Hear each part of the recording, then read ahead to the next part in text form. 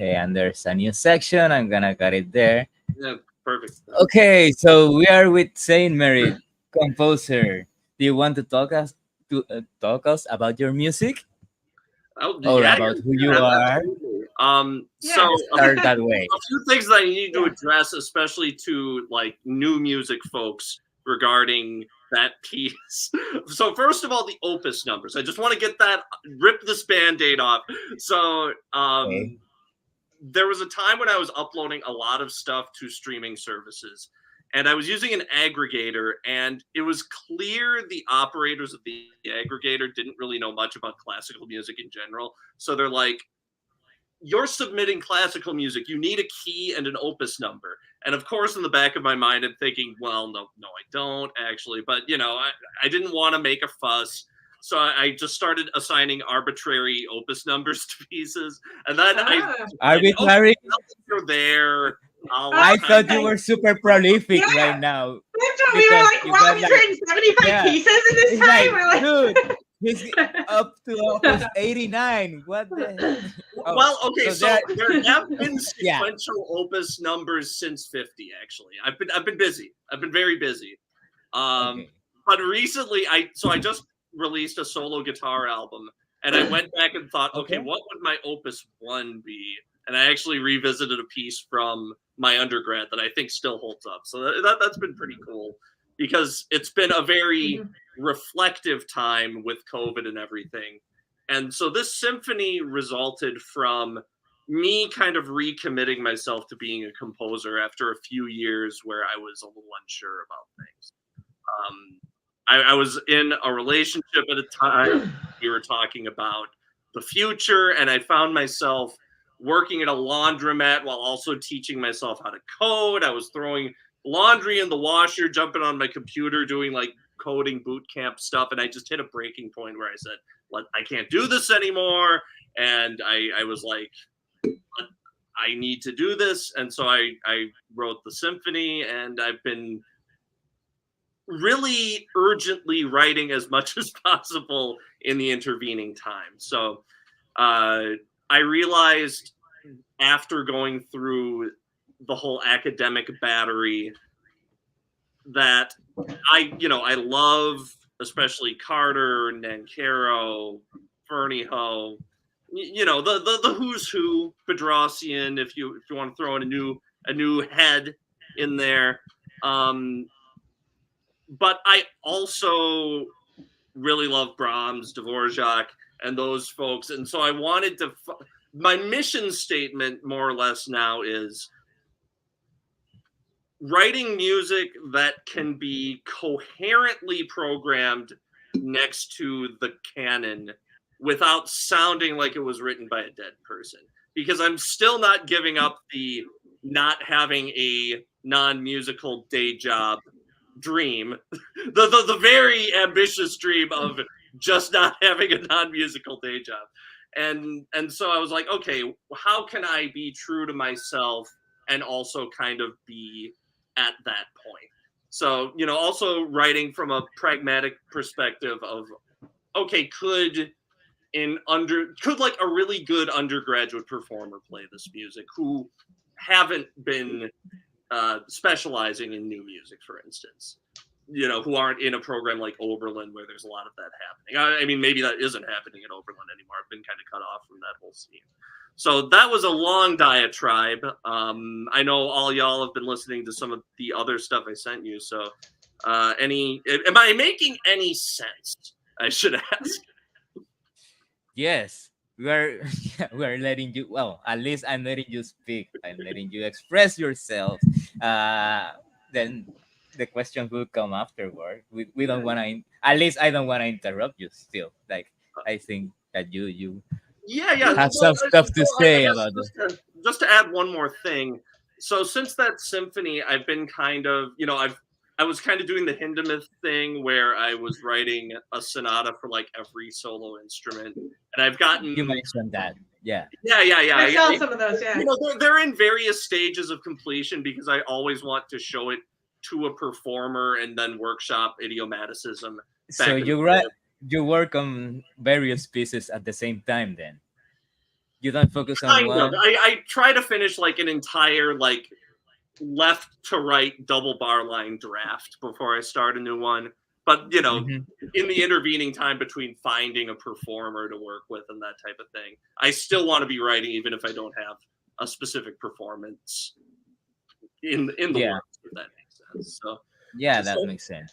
yeah, Totally so over sense. the course of writing all of these sort of classical forms, I've found myself creeping back into more new music resources as I've been going, mostly with rhythm, but also like finding ways to put in more, I guess, crispy pitch structures adjacent to what's ultimately still a tonal setter. So I've been finding my way back. I described this to a former teacher that I reconnected with recently, where at a certain point in my life, I found myself like in a submarine movie psychologically, where it's like in my own brain, it's like, okay, this compartment is flooding. We need to block off this one other compartment, and all those people are going to die in that compartment. That, but psychologically speaking, but now I'm at a point where it's like, okay, I'm above water now. I can start to re-explore and reconnect with all phases of myself instead of like siphoning off, okay, this is where I was in 2017, or here's where I was in 2009. And Hmm. find ways to reconnect with all of the stuff so that I feel like a coherent whole, as opposed to just someone who's like one thing in the present moment and another thing in the future and a completely different thing in the past, if that makes sense. Okay, okay. So you're trying to find a coherence line chronology between all of it, Yeah, yeah, or yeah. And you really at more least you from see a it. psychological perspective than specifically technically, because Hmm. I've been writing so much that I feel like I have a really good flow with how the music is coming. So Hmm. that, I'm not necessarily setting out to do something specific other than write maybe in a given structure when I'm writing a new piece. It's just, you know, It's all curious that you mentioned Hindemith because he was very prolific and he kind of like had his language and kind of worked on it. Like he didn't spend so much time on a piece. Like it seemed like he knew what he wanted from the very outset and then set out to do it and compose and then move on.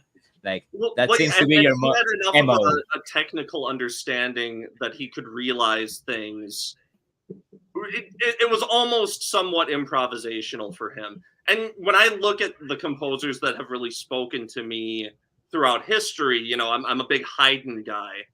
The composers that have Yeah. been more prolific have spoken to me more than, say, a Carl Ruggles, for instance, where it's like, oh, he only wrote 10 pieces, but they all suck. No, I don't know. I mean, that's my take on Carl Ruggles. But uh, yeah. So I realizing the difficulties of being as prolific as those old composers who were writing an insane amount of hours in a week, maybe splitting the difference and just Yeah. going at a pace that I feel But comfortable. they also got paid Well, better yeah, than we that do is for true that. too. Well, so from the professionalism side, I also feel like, okay, I'm laying infrastructure right now where if even one of the pieces takes off enough, hopefully that will then get someone, okay, a bass player in the audience will say, oh, he's got a bass sonata. That type of thing. That's the maybe head in the clouds sort of hope. It's pretty interesting how you are describing your process because the last few episodes we've been discussing everyone's been discussing individually their own processes and yours is very different. You kind of like from mine it would be the opposite. I want every piece to have its own identity. You are kind of like laying out the groundwork, a blueprint for various pieces, language that you want to rely on, that you can go back to and you can implement into different instrumentation types, for example. Right? Well, Mhm. that's Yeah. Well, and so ultimately, maybe I shouldn't even be on this podcast. Maybe I shouldn't be here because why. well, right now, I almost Heart's consider broken. myself.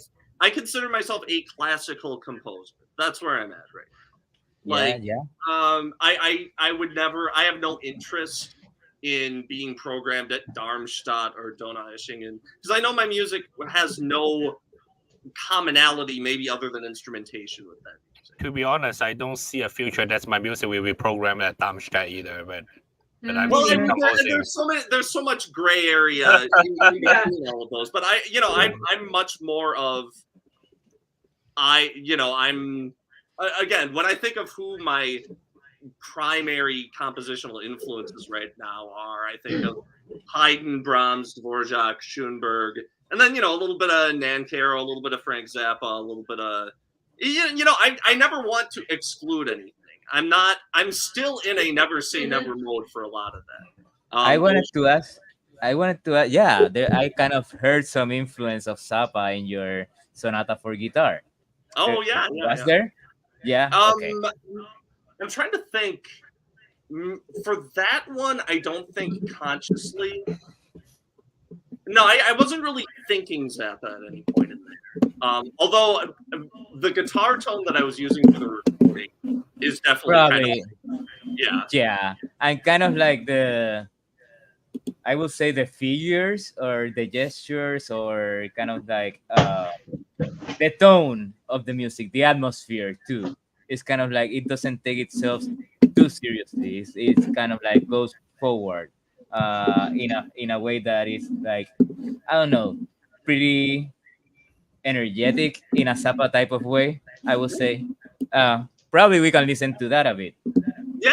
But Yeah. whatever you're feeling, I gave you a few selections, but whatever any of you are feeling, I'm down for. Well, this is Sonata for well. Oh, come on. Sonata for electric guitar in E minor. The first movement.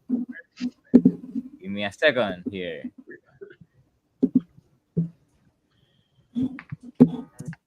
Do you guys? Can you guys listen? Yep. Okay.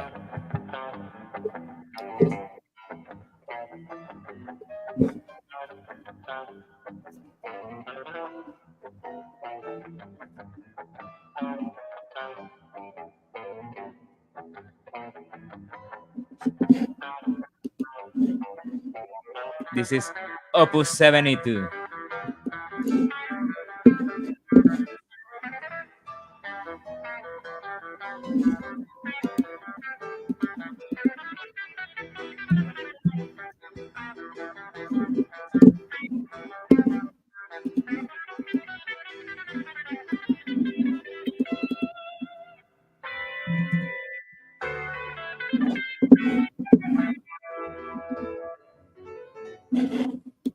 Yeah.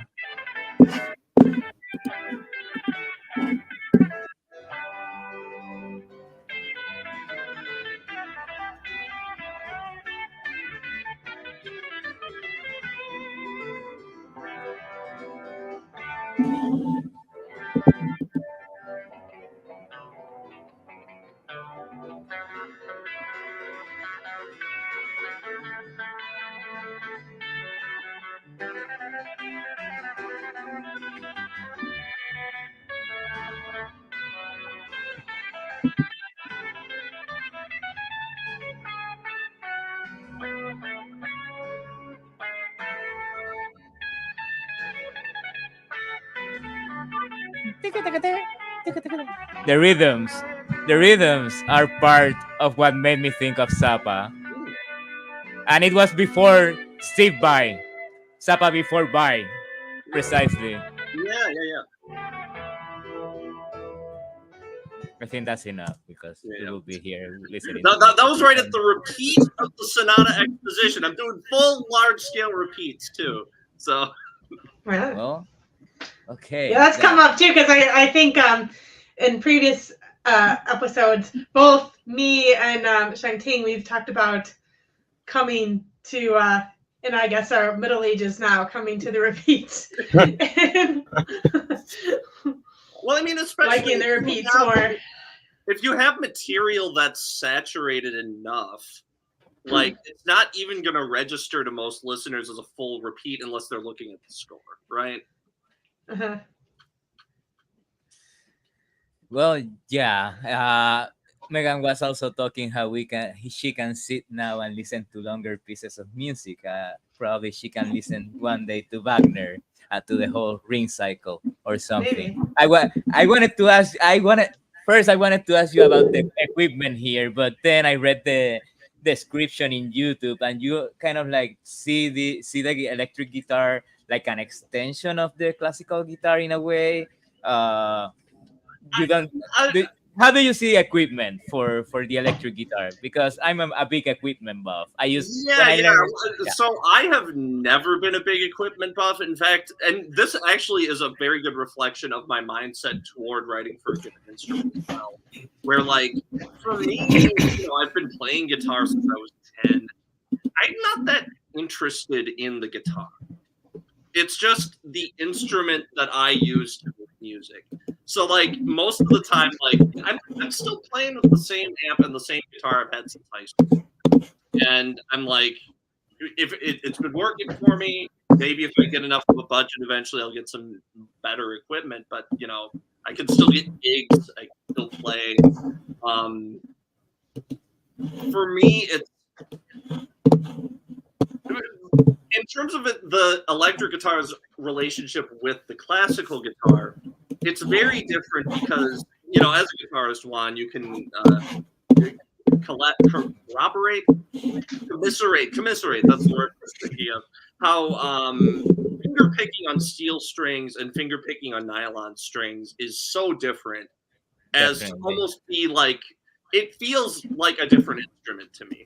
And I wrote the sonata for electric guitar more to maximize picking technique, where there's a lot of Like a agility. violin, right? Yeah, Like a yeah. A violin, lot more in a way. agility at the linear level, whereas most of the stuff that's most comfortable virtuosically on a classical guitar will be cross string gestures. Of course, there will always be scalar passages, but like doing that stuff on a classical guitar, it's like I always try to avoid and hammer on and pull off however I can to Is that minimize having to practice, I guess. the technique for classical guitar is pretty much chord melody for jazz? It's like what you are doing. Like you're doing Yeah, the harmony and the melody at the same time. Like that's the technique for classical guitar. For nylon, for steel strings, for electrical guitar, you have to see it more. At least I see it more as an instrument where it's more like a violin, and the melodic line is the interest that takes hold. yeah, But and yeah, and that's exactly how I was writing the piece. So yeah, uh, absolutely. And then going back to the gear question, as a I'm still getting new music gigs every once in a while. Shout out to Jonathan Golov, hired me to do a piece last semester with the Slee Sinfonietta. So I'm still playing.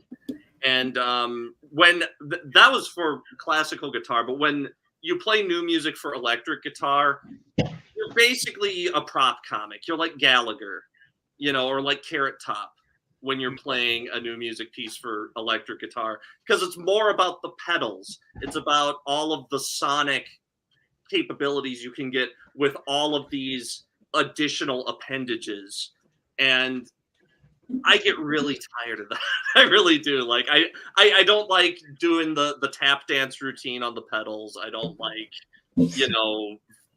getting the equipment first of all, because a lot of times it can be expensive.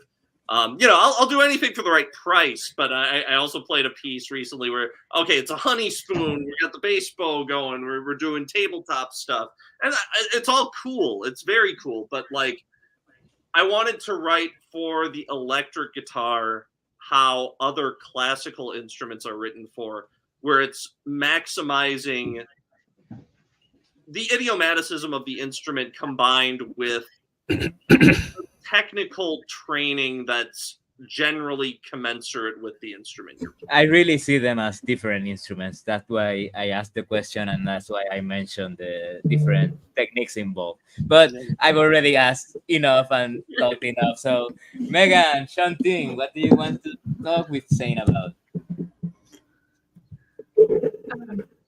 I Or you go, Chen. I have a very mixed feeling about the conversation because I because according to my memory, I always remember Zane as a very high energy, cheerful person, and then I strongly believe that Zane, you like the so-called the contemporary music. When I saw you at the UB, I'm not saying that you dislike it, but when you say classic, you are more like a classical composer. I do have a mixed feeling because from my understanding, I would say classical music means the music that is written with a very sophisticated or very careful concern regarding the techniques or programs or aesthetics. It's not just about writing in the style of Mozart, then you are a classical composer. Then, if you write the music in the style of let's say Takamitsu, then you become a composer who is less classical. I would say that the contemporary music nowadays, although sounds very different from what we have been listening from Beethoven, Mozart, or whatever Bach, but this type of music somehow follow the tradition or the development of concert music.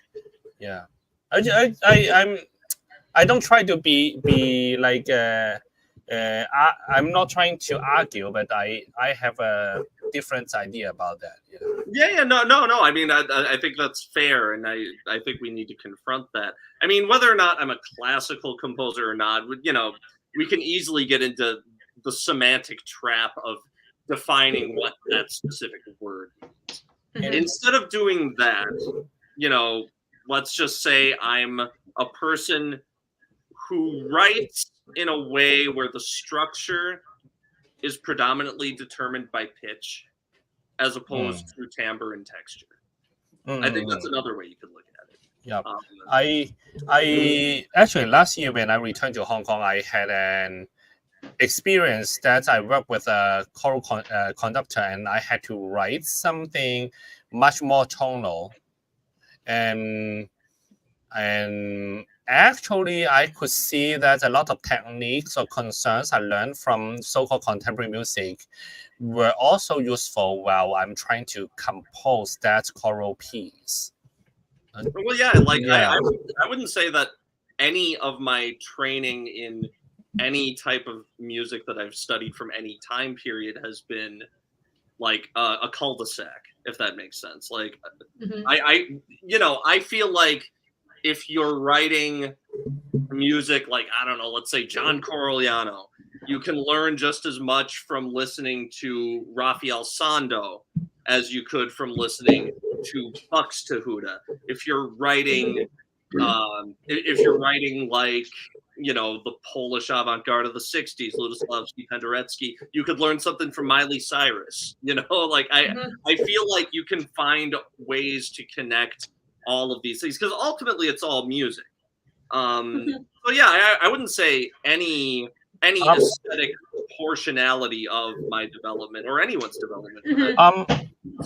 Actually, I have nothing against so-called accessible music. I myself, I also write some kind of like a Christian praise song, and also I write that's for example the choral piece I promised to write for my choral conductor friend. I have nothing against so-called accessible music. I'm a huge fan of it. I when I teach kids the piano, I always look for something more creative than the usual, let's say, Colo, Sonatina, or whatever pieces from the 19th century. I I I I just want to say that I have a lot of reflection when I talk to you again and listen to your music. Yeah, a lot of thoughts. To be honest. Well, I mean, I hope that's a good thing.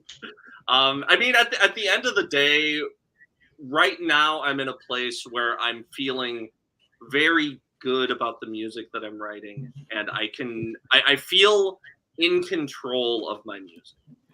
I realized, like, I don't want to get into naming names or specificities of where we all went to, but I don't feel productive unless I am finishing pieces. And like, I can't be the person to write 3 pieces in 7 years. I can't, spend 6 months writing a 6-minute duo. I can't do that anymore. And so, like, I maybe it's just self-protection, but again, I feel very strongly about the music I've been putting out, despite the pace that I'm putting it out at. So, yeah. It's your musical thinking. It's your musical process. Like, that's what I was mentioning earlier. Like, every composer kind of expresses his own. Well, we three got to express it here, and it's good that you are expressing yours, because all the 3 fans that we have are kind of like learning how each composer thinks differently, even if they come from similar backgrounds or have studied with similar teachers, etc., etc. Like, it doesn't matter. Like, we are individuals, and as we develop as artists, we also develop that musical process, musical thinking in different directions. That's what I wanted to say. Yeah. I wanted to ask you about the MIDI from the recording. I was wondering because obviously on your catalog you have many pieces that have live recordings too. But then, like, choosing one to present that was a MIDI. I'm wondering if that's kind of I don't know, an extension of this thinking is that, I mean, obviously, like, it's a piece for orchestra. No. Orchestras do very, very little readings of any music written in the last 100 years, regardless of the style. And is it like, that you just want to write it anyway because it kind of like, that's exactly what happened with the symphony. I think we were still in COVID when I finished it. Juan, do you have I honestly don't remember when I finished it. It might be, it may have been right. But point being, I subscribe to the East-West Composer Cloud. So it's like a professional, like, sample library that soundtrack composers would use. So I was just like, that's exactly what it was. It's like, no, I'm writing my fucking Symphony 1. I don't know if I can swear, but I just did. So so it's like, yeah, that's what I wanted to do, and I feel like it. I like how it sounds. I am fortunate enough to have had a couple of orchestral commissions with my hometown symphony. So you can find it you can buy it at Bandcamp, right? I believe. So the symphony is actually at lungfish3000.bandcamp.com. ZaneMerritt.bandcamp.com is like all guitar stuff.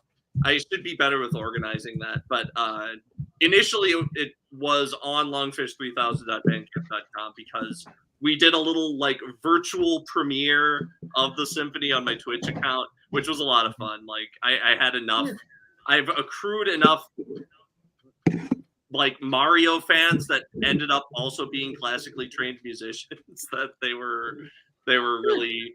They're really receptive to it. It felt good. So. Since you talk about symphonies, so who is your favorite symphonist from the common practice period? At this point, it's probably Brahms, especially the Third Symphony.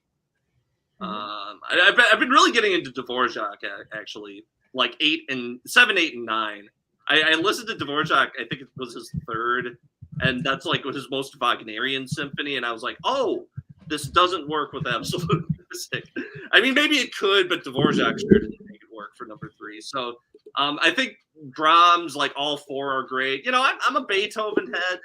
But yeah, I'll go with Brahms. Brahms is most of my answers for like those types of questions, I'd say. It's funny that you, like, mentioned Brahms and Beethoven, and you talked about how you like really prolific composers, and those composers were not prolific compared to those around him. Brahms only has 4 symphonies. Beethoven only has 9. He overlapped with Mozart, who had many, many more than 9. Yeah. Or I mentioned Haydn. Yeah. That was one of my weird, like, brain dead things that I did when I first got to Buffalo. Was I listened to all 106 Haydn. I remember that. Yeah, that was yeah. a personal project, and you were really, really into I it. was determined. completed I was it. Yeah. determined for some reason. I don't know, but That also But I mean, Brahms. it goes and back to Beethoven, I would still consistency. call them prolific in terms of their overall output. You know, like Yeah. whenever you get up to like Opus 150, or I mean, Beethoven was like what 140 something. Brahms. Yeah, I mean, I think it would be pretty prolific for a composer today because I think most composers don't have as much of an output anymore. But at the time, there was less output than other composers. No, that is true. Yeah. Like I don't think I'll get to 150. No. At this rate, it will be hard. Well, yeah, and Oh, again, we like have to- I'm in terms of how I operate, I'm not like, oh, everyone should do this. It's just like I feel No. good doing this, and I No, feel but invigorated music. I'm just saying I'm criticizing, Brahms for only writing 150, and I'm not gonna do that. I mean, I'm already in my middle ages, and I don't have anywhere near half, so yeah, not gonna happen. But it's okay. Well, I mean, with the symphonies, I think we can learn from Brahms, where it's like he was so obsessed with Beethoven, he just wrote the first one way too late. Yeah. And he had no reason to feel like that, Well, and then Brahms one is really a homage to like Beethoven. There's all these Beethoven links, which is kind of funny too.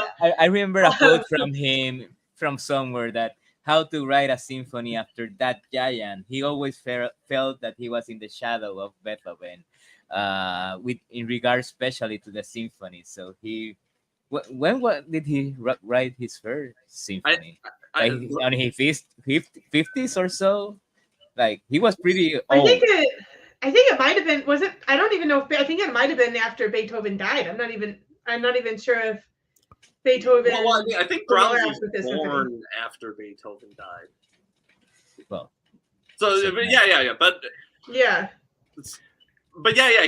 The once he did the first one, the other 3 came pretty quick, actually. But yeah. No. But somehow maybe it was good that Brahms only composed 4 symphonies.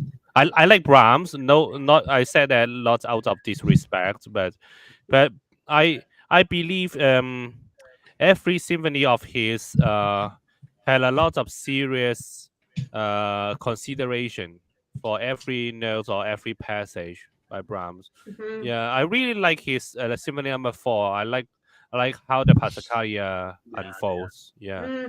And it's very different from the paradigm set by the earlier classical composers, I would say. At least the formal structure is very different. Yeah. Well, yeah, Brahms has the reputation of being conservative for his time, but Schoenberg himself made the argument that, like, in terms of how he was interacting with classical forms, he was actually a very progressive, forward-thinking composer. So, who knows? But, and actually, Brahms was very prolific. If you consider the overall output, yeah. His songs, for example, he got a lot of songs. A lot of yeah. He just chose not to compose like his 5th or 6th symphony, I guess. Yeah. Yeah, he said what he had to say.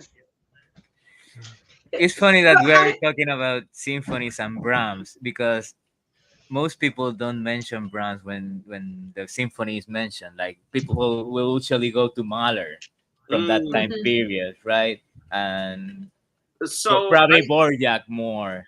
Yeah, I mean, I think I'm just like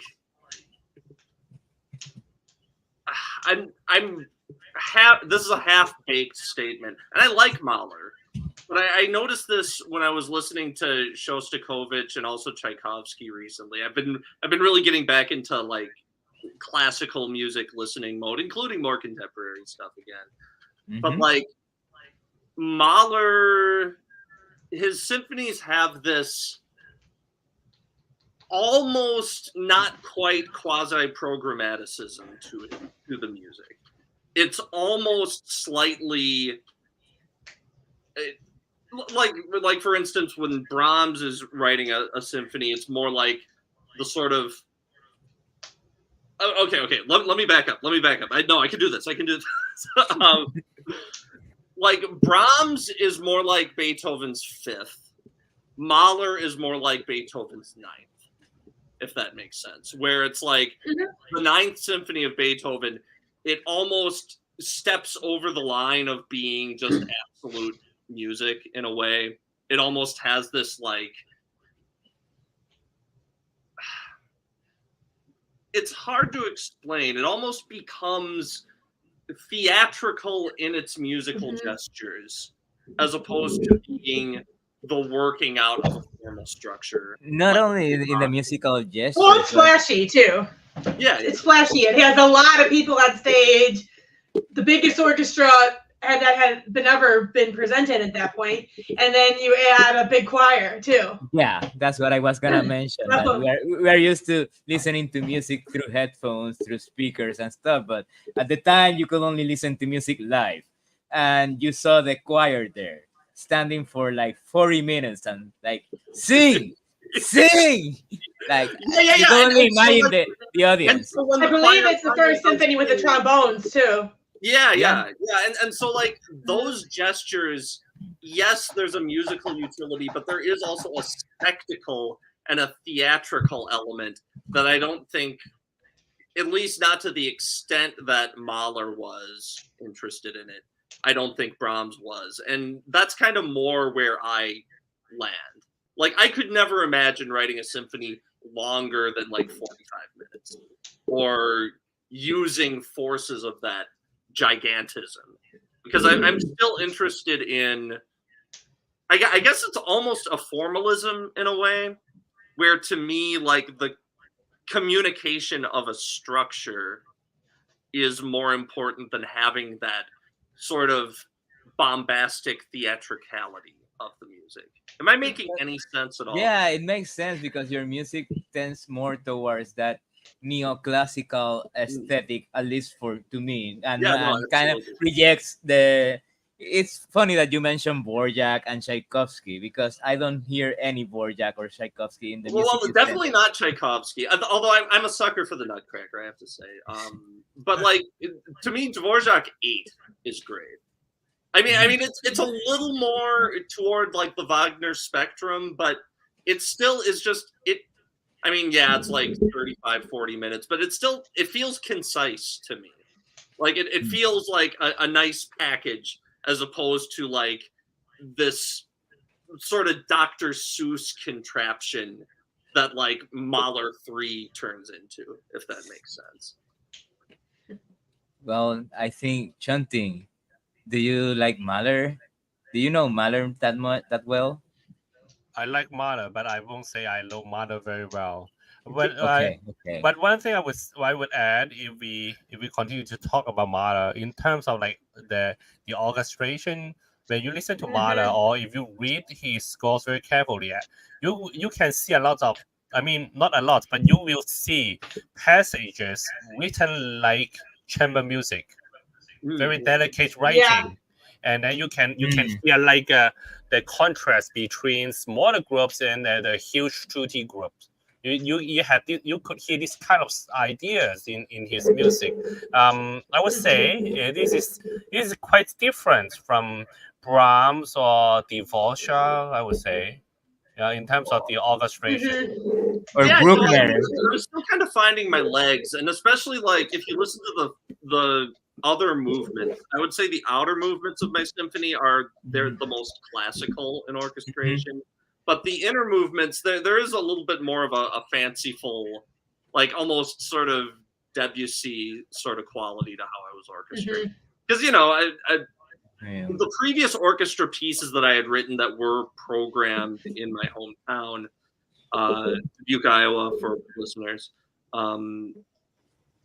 I was still just trying a lot of stuff, and I really wanted to I wanted to concentrate my orchestration a lot more for this one, but I was still trying at the level of movement, I guess you could say.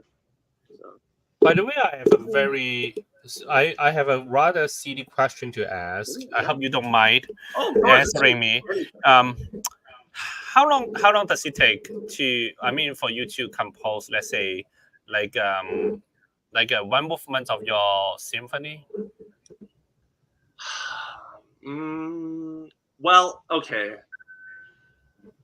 I would say the entire thing took me about a month to write, and then maybe another month to orchestrate. So you are working in a way that you write a piano reduction and then you orchestrate it, or okay, yeah. Yeah, I mean, it really wasn't until like Varese that everyone worked in a different way, right? Because like Rite of Spring was a 2-piano score first, and then Stravinsky orchestrated it after the fact. And that, like, to me, that's a much Stravinsky never had a good sense of pitch. So he had to write on the piano. Well, it's because he was drunk all the time. I'm pretty sure he was. I don't know. I mean, his ability to orchestrate is obviously incredible. But you know, you can tell he wrote on the piano because if you try to like open the Rite of Spring and it fits in your hands most of the time, like. Well, yeah, I mean, for me, working with a piano reduction demystified the orchestration process because it was more like, okay, I know I want this. I know I want a contrast here. Narrowing down the decisions I have to make, right? That's kind of what I wanted to do with that, where I could still be like kind of painterly with how I was doing it, where it's like, ooh, a little bit of this, a little bit of that color, a little bit of that color, but still making sure that the harmony and the melody and the rhythm weren't taking a back seat to the orchestration.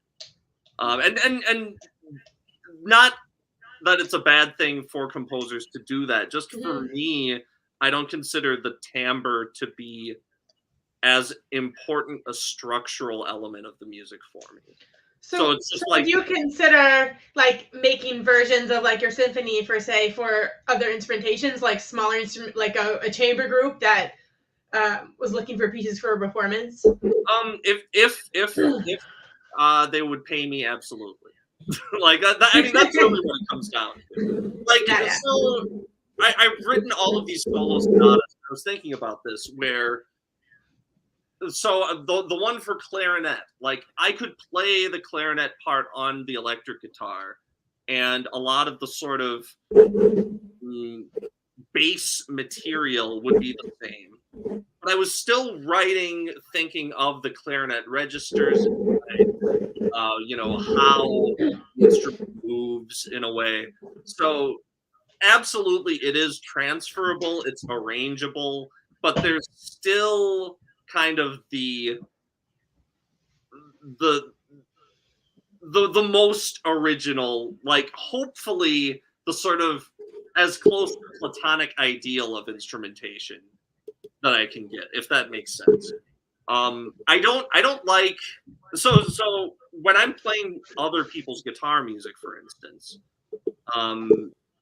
I don't like really, really, really hyper idiomatic stuff where it's like, oh, so many harmonics, so many open strings. Like, I still want the instrument I'm playing to be conveying the individuality of the composer, if that makes sense. Yeah, that's a very Bachian idea. From absolutely. I would say. Yeah. Like, he transferred from violin to keyboard to etc. Well, and interesting, I like how the D minor keyboard concerto sounds on piano more than I do harpsichord. So, you know, maybe if a certain arrangement of my music I heard, I'm like, okay, that's better. I'm totally open to that. You know? Yeah. Well, I know, like, you know, David Felder, he used to always bring in the Sleigh Sinfonetta, which was basically a tiny chamber orchestra, because he could get those players to play, not because he preferred that over a large orchestra, but because they would play his music. Yeah. Well, So yeah, like if the price is right, absolutely. pretty cool, pretty cool. Shall we move on to another one of your pieces? I Yeah, know sure. Megan wanted to speak about the guitar quintet. Yes, do you have notes Yeah, there? we can look at. Well, you can look at part of it if you want. Do you wanna? Do you have it up? Yeah, I can pull it up here. Opus 64. And then it went. Why is it crashing?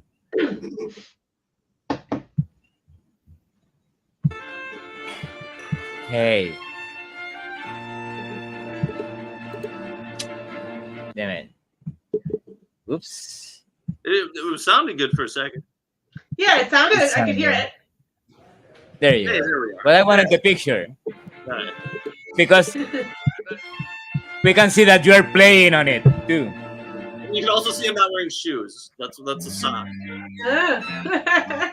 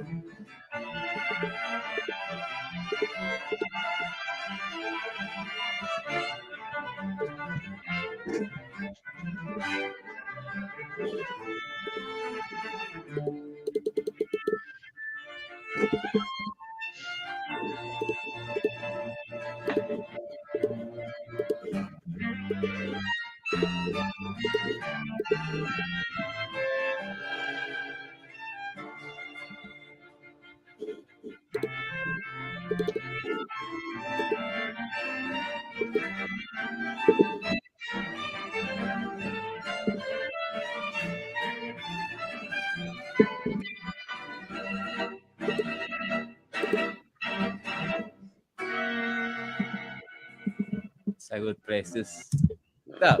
Yeah. Okay. Yeah. So I I could mean, I definitely. guess. Yeah. Most obviously, I think is like. I mean, there's a couple angles I have, but like the instrumentation is pretty unique. But we have this like string quartet, which is this super standard ensemble, and then the guitar kind of added to it. And even though they're both string instruments, they have the string quartet. All the instruments have somewhat similar timbral qualities compared to the guitar. And it seems like you deal with it in a different ways. Like sometimes, and I think also the guitar is such a much more like an intimate like instrument. So like sometimes the string quartet does completely like overpower. And I think when they get the material, it almost sounds the string quartet. It sounds very like typical string quartet chorale textures. And then when the guitar gets the material, it almost seems like it comes across very different, almost like flamenco kind of, that kind of feel. And then they don't really feel like they go together, but then like when you do pair them together, I think that's when it works like the best because it kind of comes together in a way that you don't really, even though they're playing the same material, you don't really expect them to like come together, and it kind of is this like really, I don't know, timbrely, kind of awkward, kind of wonky string sound, which is kind of cool. Oh, thank you. No, I appreciate that. I feel like I've succeeded in hearing that description. The sort of historical antecedent of the instrumentation is the Luigi Boccherini. He wrote like I think 6 or 7 of these, and so I kind of knew what I was getting into balance wise. But a lot of my scoring thoughts were kind of based on this othering of the guitar. The string quartet that I wrote it for is a newly formed string quartet in Buffalo, headed by Evan Corton and Isabel Ong. And are they from the university there, or are they from Evan's the been a city? Buffalo lifer. He was a member of Wooden Cities the whole time. Isabel's kind of new to town. And then then Bob and Andy, I think, are also like longtime Buffalo folks. But yeah, so the idea of the string quartet's formation was that Bob and Andy, the violist and cellist, have been around, and then Isabel and Evan had been around, but they hadn't really collaborated, even though like they're in the same city. So I was kind of thinking of, okay, what are just the social dynamics of this ensemble? And so like I never wanted to write for the string quartet that they needed to be really careful. So I knew that's where the sort of flamenco stuff came in. That would be the only way for me to have even any presence whatsoever, because I also didn't want to be drowned out. I think that would be sort of a cop out for the instrumentation. Single notes will not work. No, definitely not. Yeah. But there's a little bit like toward the end of that sonata exposition where I take over the lead very briefly. And what I was thinking as I was writing it is like, and then the violin answers, and my thought there was, oh, the first violinist is making shit out of the guitar because, oh, I'm the first violin. What the hell is this guitar doing here? And so the third movement of that piece is a theme and variations, and I explored that more, where like it starts out at its most traditional, and the theme is presented by the guitar, cello, and violins. And then when the viola enters, the harmony starts getting a little more elaborate and a little weirder. So, because, next up on the depth chart, the guitar is at the bottom in this ensemble. Next up is the viola. So I was kind of having those thoughts in my head where it's like, okay. Yeah. When I was listening to that movement, the first thing I wrote down about it was like, 4 versus 1, because it sounded like it was this kind of like 4 versus 1 thing. Yeah, but so and here I am contradicting myself. One of the variations, I'm kind of doing a Reveles de la Alhambra technique in presenting the theme, and I have an optional bit where when the violins enter, they're on mandolins if they have which I think would be really cool sounding. We were going to do it, but then they just didn't have time to learn another instrument for a few bars. But yeah, so I was thinking of those sort of social dynamics and timbre dynamics that go into that. And Recuerdos de la Alhambra is very idiomatic for guitar. It has the tremolo, right? Yeah. Yeah. So, but I was thinking that this piece also, if you maintain the guitar, like the other instruments could be replaced for like wind instruments, for a family of clarinets and stuff like that, even though it got very, let's say, stringy quartet gestures, like ching ching ching ching ching ching ching with the bowing, but at the same time socially there's something different about a string quartet, I think, too, than a clarinet. I think it could totally work like that, Juan. It may have even more balance issues with clarinets is the only thing. And also, no offense to clarinets, but a clarinet ensemble tends to start sounding like a calliope. Nothing wrong with the calliope, but it has that sort of very sort of organ stop-esque quality, which is neither good nor bad, but not what I would ideally want for the piece. Yeah. But my point is that it could be transferred. Oh yeah, Like, yeah. I would say even, most like, of the music that I'm writing could be transferred. now Absolutely. that you mentioned that, I've kind of become conscious of it, so Yeah. I kind of listening it to it that way. Not the guitar that much, so because these chords and, like, I don't know, it's kind of like a flamenco style Yeah. type of, Yeah, the guitar Well, would be hard for sure. yeah, it it would reminds have me to of like a stay. composer Yeah. like Oliver Nussin, who he actually does have multiple versions of the same piece for different instrumentations in his catalog. And yeah, I think I don't know I don't know exactly if it was more of a practical or a artistic motive, but they're all very interesting because he has a really amazing hand with instrumentation. But I don't know that much of his stuff, but thinking back to the pieces I have heard, like, yeah, that is interesting that he's done that. Not to be this guy, but Brahms. I'm sorry. He arranged a lot of his chamber pieces for two pianos, and I listened to the two piano version of the piano quintet, which he did, and it really is interesting how, because of the attack quality of the piano, a lot of Brahms' more complex rhythms, which even by today's standards they are pretty out there, honestly.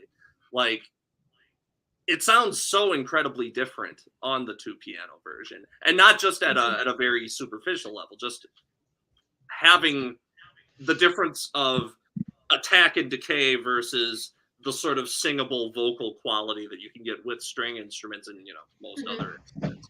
It really gave it a different sort of life. So yeah, it would be interesting, like, if I were to do that intentionally instead of just being like a pragmatic professional choice, if there would be the need to tinker further, and maybe there would be, but I don't know. And I also wanted to ask you about, I mean, obviously you're performing in this piece, and I remember even back in grad school, you performed a lot of your music. Like, what is the role do you see yourself as a performer in your music, and how does that affect? I don't even know anymore. I've been writing a lot of.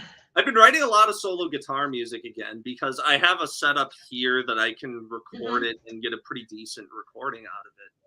And so in terms of realizing, non-virtual instrument renditions of my music, I think that's a good skill to have. Like, I'm writing a guitar quartet right now. And so my plan is to multi-track all of that and have, like, the good recording that I can get to people.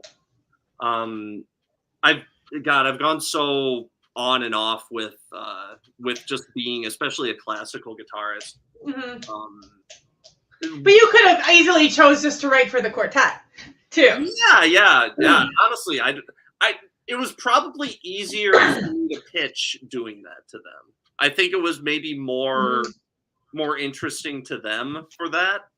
But also, this was the first time I had played classical guitar since COVID. So, like, you took a hiatus from playing well, guitar? it was just like there were no live performances. Like, this was premiered in, I think, February of 2022. Okay. So it's like right after things started opening up. Okay. And you can tell in some of the harder parts I am not ready. But I've been feeling better about my guitar playing quite a bit. Actually, Juan, do you know Nora Ponte? Yes. Yeah. So the piece that I did with the Slee Sinfonietta last She was my composition teacher before going to Buffalo. No kidding. Well, there you go. So I played one of her pieces with the Slee Sinfonietta, and she was very complimentary of the performance, and I was like, oh, And I was like, God damn it, do I still want to be a guitarist? I don't know. But like There's another guitar player I know that's on the same dilemma between being a composer and a guitar player. What is it with classical guitar players?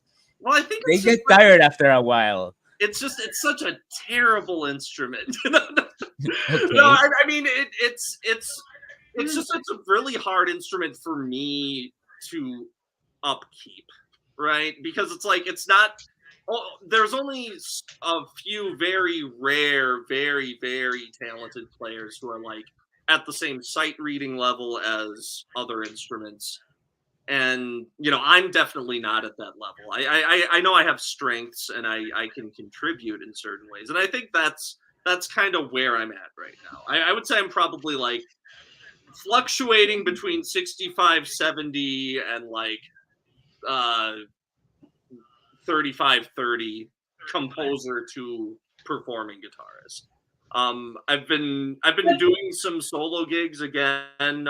This piece, the Guitar Quintet, was premiered at a new series that Katie Weissman has been running in Buffalo. It happens at Duende, which is in Silo City, every week. So there's been like more of a performance culture in Buffalo in the past, like since COVID opened up, really. So Pretty I feel like I have some guitar playing left to give, I guess, anymore. So I just gave like. Do you feel like? Do you feel like it changes like when you're playing your own music versus somebody else's? So it's mostly That's playing a my good own one. music Yeah. anymore. There's much more of a parody anymore, because like I was in a mode, a decade ago where I said yes to so many things that I was like, I was stretching myself too thin as a player and also losing time to compose. And so now if I can kind of marry the two of those things, it's a lot better. And so like, if I can only work on a couple of other people's pieces and mostly my own at a given point in time, I think that's a better way for me to work. And also that will let me devote the time necessary to those pieces that I am playing that I didn't write. So yeah, I guess that's a long, circuitous, psychoanalytical answer. No, it's very demanding to keep up with the level required for different types of pieces, especially if you play contemporary music. That I don't know. Yeah, the level is kind of like. Well, yeah, because You like have to spend a lot of time. yeah, because I released the recording immediately after finishing my PhD, where I did the Barrio Sequenza. I did this Warren and piece that only one other person had recorded, or like two other people had recorded. And they were just so hard. And like it took forever, I guess. Yeah, it took forever. And I mean, the recording sounds really good. I'm glad I did it. I did Nathan's piece for that as well. But it's just like, I don't have the time for that anymore if I still want to dedicate myself to being a composer, right? And it's like, let's book a gig. Let's tell me how much I'm going to make if I'm going to learn and play this piece. And it's like I'm sounding very like business oriented anymore. But how long has it been? Like 7 years out of finishing a PhD. It's about cobbling together whatever you can do right now. So yeah, I mean, it was much easier when we were students because we were living off of some little stipends that were enough to survive in Buffalo, and then you just did whatever. Yeah. So then real life. Gotta pick our moments anymore. Yeah. But do you find that you write differently for yourself than you would somebody else? Yes, but I'm trying to do that less. In the past, I would write much too hard of stuff for myself. Well, okay. So and not for other people. I have like a guitar concertante piece that was one of the orchestral commissions that I mentioned, and like there is some traditional classical guitar, but I'm also using a pick at certain points. There's a completely improvised cadenza in it, and like I like the piece. I think it's a I stand by it. I haven't assigned it an opus number yet, but one of these days I will.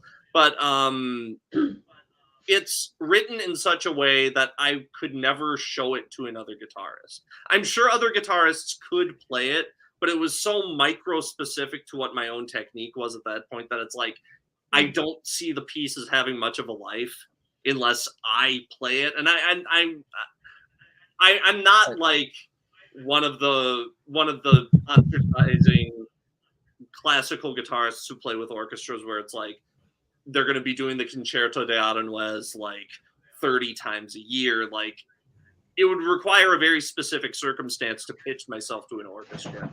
But yeah, you bring a good point that I've been discussing, like for this piece with that I got for this song. With I was discussing, I was revising, going to revise it, but revising it with a piano player and stuff like that, and it's like okay, it's doable, but the thing is, if you kind of put it in front of a player that is only gonna play it once, that is only gonna have is not gonna earn so much money by learning it and investing so much time, then you gotta also think about those practical aspects. And even more so now than that we are out of school and like we don't have these projects, these well, we've been out of school like for a decade now, but whatever. You know that we have these ensembles for these concerts, these specific concerts and stuff like that. We have to get performances. We have to be more practical in that aspect. Well, yeah, and I realized like every piece I wrote at UB was of that impracticality, so I'm just like, damn it. and it got a reading, but it got a reading once for most of us, right? I would say. I think that Megan got several out of some pieces like Liaison and the string quartet. I think it took a lot of effort to learn my piece, so once they learned it, they were going to play it like 2 or 3 times. It didn't okay, we're already learning. It multiple performers. We already learned it. We spent this much time, so we're going to play it a couple of times. No, yeah. The only piece that got multiple performers from UB was my string quartet. That was the only piece that got. That was the only piece that got multiple performers, and it was mostly because it didn't. The first performers, they didn't do it that well, and then the first performers kind of tried again, and they did it so, and then another performer, different performers, did the piece. So, yeah, that's the only one that got multiple performers. That's a harder one. Well, yeah. Well over the 1 hour mark. Is there anything else you wanna say, Zane, Megan, Chanting? Well, I guess can I pitch? Can I do plugs? Sure. Yeah. But yeah. It's, twitch.tv/lungfish3000. Yeah, and LUNGFISH 3000. And lungfish3000.bandcamp.com, zanemerritt.bandcamp.com, zanemerritt.com. For anyone who's in the Buffalo area. Like this? I need to see if this do you see the banner? Is that right? Like do you see the banner? You see it on the T? Oh, yes, perfect. Awesome. Twitch.tv. Yeah, I need to check if this is going to be live streamed. Megan Kyle. Were y'all still around when Megan came to Buffalo? Yeah, very, very amazing. Yeah. She's going to be playing my oboe sonata for the second time, actually. She's awesome. She's going to be playing my oboe sonata at University at Buffalo on April 28th. And on that day, me and her are actually going to play one of Rob Phillips' pieces for guitar and oboe that he wrote like way back in his undergrad years, like his widow. Oh, yeah. Yeah, his widow found it, and I didn't know he had any piece for that instrumentation. Yeah, it's a cool piece. So we're working on that. So we're gonna do that, and Megan's gonna do more.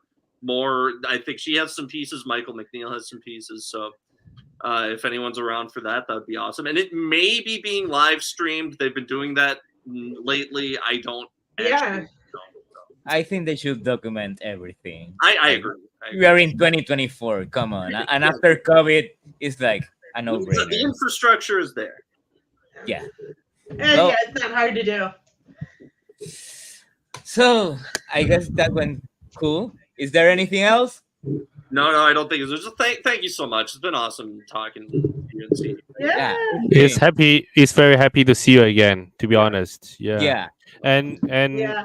you have made too. me think a lot, well. especially when you talk about symphonies, because when I entered my conservatory, I was very ambitious about writing symphony, and then I think at this rate I won't finish any symphony before my passing. So You never say never, right? yeah, but yeah, and you are still very committed to composition. Yeah, that's very Yeah, good, Absolutely. and yeah, Thank you again. admire you. Yeah. Yeah. Oh, thank you. Well, I think that's it for today. Be safe, people. Yeah. Take care. Take care. Bye. Bye.